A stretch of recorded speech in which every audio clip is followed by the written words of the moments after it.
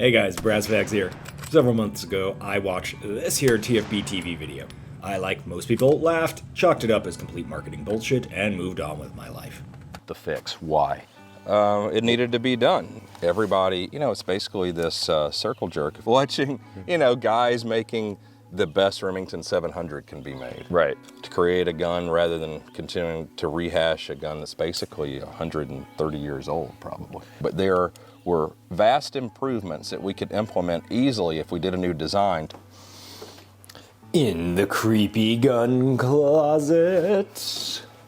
This right here is my custom circle jerk Remington 700 action that improves upon a base Remington 700 by improving and replacing every single part on the gun, basically.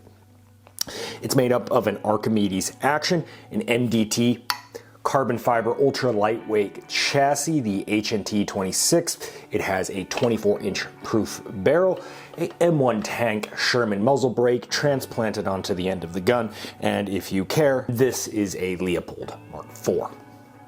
Oh, and a Shooter's Global little bubble level, electronic bubble level thingy. Well, I got mine for basically like half off, new in box. This setup is not cheap, not even kind of. I think this whole setup ends up going at about $3,200. That's a pretty penny for what many consider an antiquated platform. But outside of fulfilling every teenage dream to have a custom sniper rifle, I actually wanted to create a setup that had a folding stock that could be kind of utilized in a two-gun system, such that I could bring a different gun to the field, but still have access to long-range capability in the form of an ultra-lightweight bolt gun. This setup, all said and done, is about 9 pounds.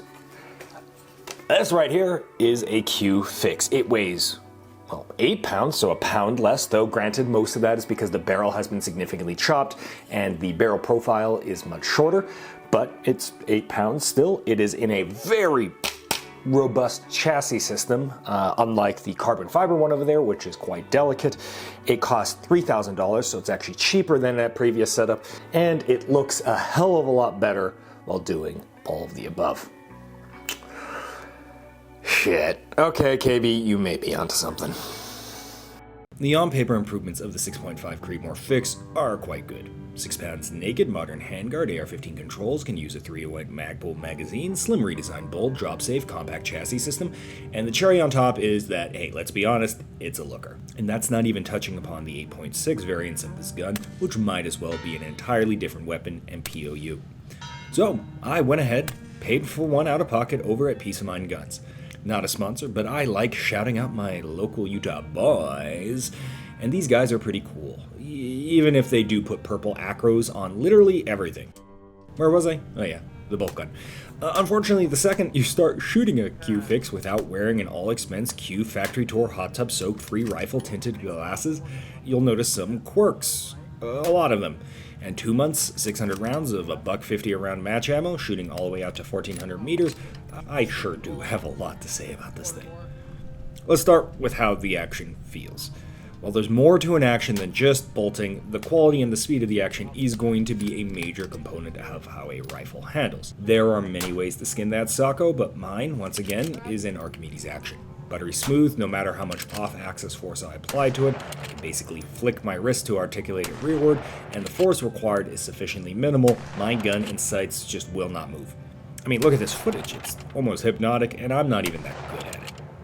The fix action it's not that. It's very prone to slight binding if any off-axis forces apply to it. It's not a precision fit, it wobbles, it flops, and it's comically easy to short stroke. And because we're using PMags, all of this is compounded when we stick the magazine in due to the off-axis feeding. All this comes together for either a very slow action or a very fast one that majorly disturbs your sight and requires you to basically clamp the rifle down, which isn't really good bolt gun technique.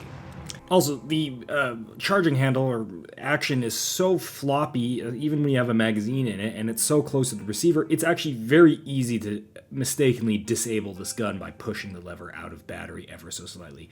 All Remington actions do this, this one just does it more due to the design of the handle. Look, this isn't a case of an unusable action. All the fanboys are like, I can use it just fine. Yep, clearly I can use it just fine in the video as well, as can all the righties. It gets the job done. But this is not a get-the-job-done rifle. It's a $3,000 statement piece that's been bragged as, the second coming of Christ, that has, for some reason, an action that is marginally better than a $500 Ruger American. Yeah, I would start What with the fuck is this? right now. Picked up. Hey, look, what's that? I don't know. Why is it wobbly? Battlefield clearances. Needs hot tub lube.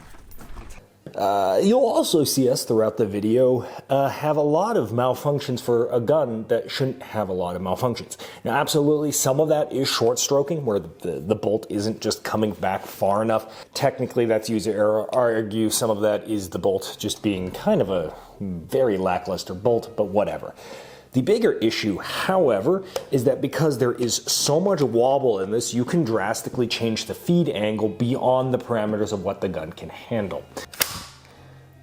Did you notice how much the mag moved there? We're going to bring it back, and let's just pretend we're pinned against a shooting position, be it a tripod, be it like, say, a ladder on a ladder drill, your generic course of fire. Maybe you're just wedged up against a tree and you're using your grip to kind of stabilize yourself as best as possible for a hunting shot. Let's do it right here. And if the bullet is in the correct position, the gun will no longer work. One more time. I'm pinning the mag to the rear, which is causing the bullets to nose down. There it goes. Do all Remington 700 actions do this? No. But do some of them do it? Yes, absolutely. And that's just a factor of, as KB actually accurately said, an ancient gun being asked to do things that it probably was never designed to do. But this isn't an ancient gun. And it doesn't have to work within the constraints of an already existing system.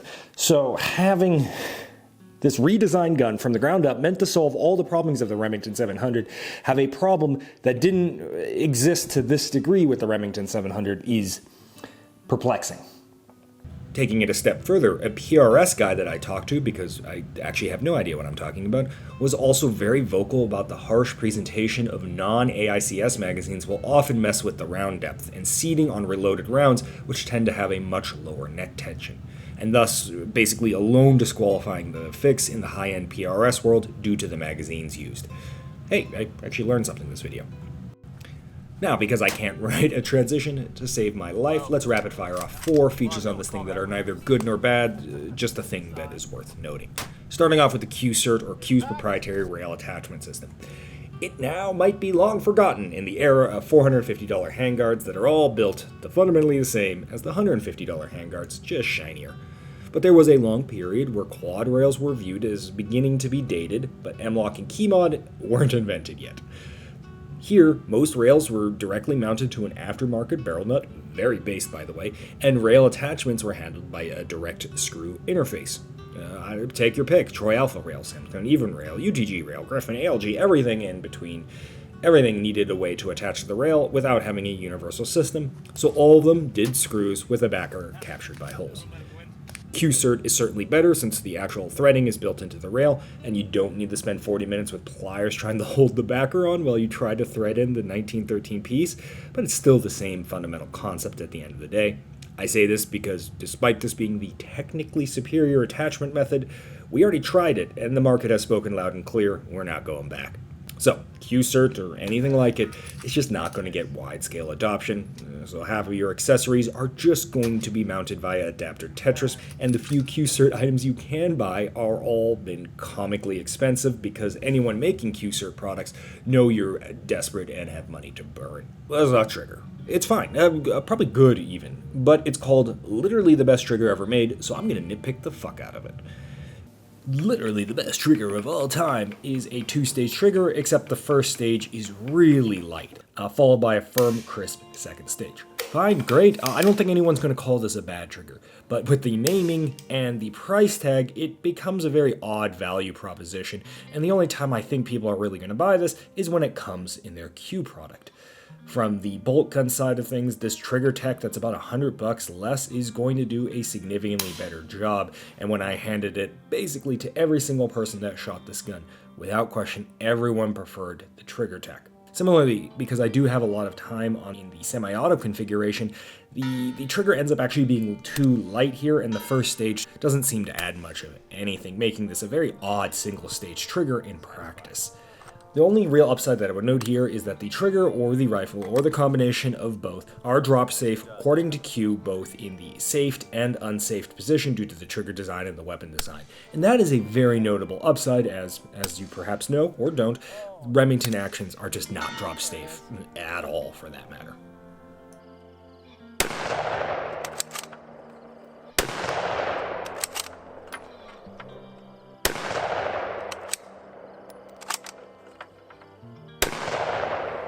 This gun comes with the Cherry Bomb muzzle device, or as we like to call it, vibes-based compensation. It's loud, shiny, and produces a fireball in broad-ass daylight, but then also somehow doesn't do almost anything for recoil reduction. I get it, it's meant to serve as a suppressor mount, but man, could have they made one with a break and then also threaded it for Plan B? I think so. This gun definitely needs a break. What about the actual performance of the round itself? I was admittedly very concerned with this extreme pencil weight profile barrel, but I'm happy to say just shy of 100 yards, I was able to do a pretty decent group shooting in a standard, supported position, which is kind of my worst position compared to, prone. The gun absolutely does seem to open up, and after I did, the bolt gun demo, I shot another group, and it's opening up a bit. Though that may be also me tiring as a shooter because I'm not the best bolt gun shooter of all time, and this gun once again really sucks to shoot due to its petite weight and vibes-based compensation. So back to the title and thesis of the video. Is this a successor to the Remington 700, stock and or custom? And who is actually the target demographic here? Well, let's break it down. While a good option for a hunting rifle, a $600 Ruger American is going to do the exact same thing for literally 6 times less while weighing the same amount. This is also not a PRS rifle. It's too light, the barrel is too short and thin, and while you could replace the barrel turning it into a $4,000 to $5,000 setup, the bolt requires too much force to use, and the PMags do not allow for high-end reloads. Those exact same issues also translate this to being a mediocre sniper rifle, as the fix is simply not configured in a way that lends itself to that use case. What the fix ultimately is a packable, foldable, durable, lightweight precision rifle. It excels at bringing a precision platform to a spot in the lightest fashion possible to shoot 2 to 5 rounds and then being done. And here it's really only this or the SIG Cross, and the best version of the SIG Cross isn't even in 6.5 Creedmoor.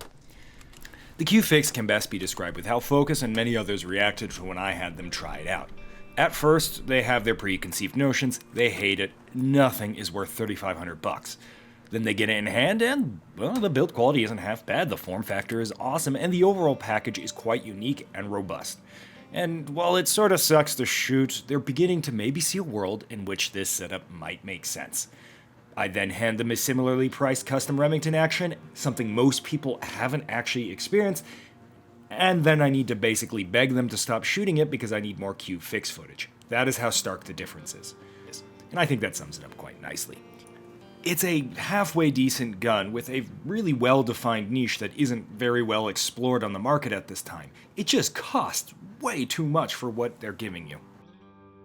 Hop, your girlfriend's here.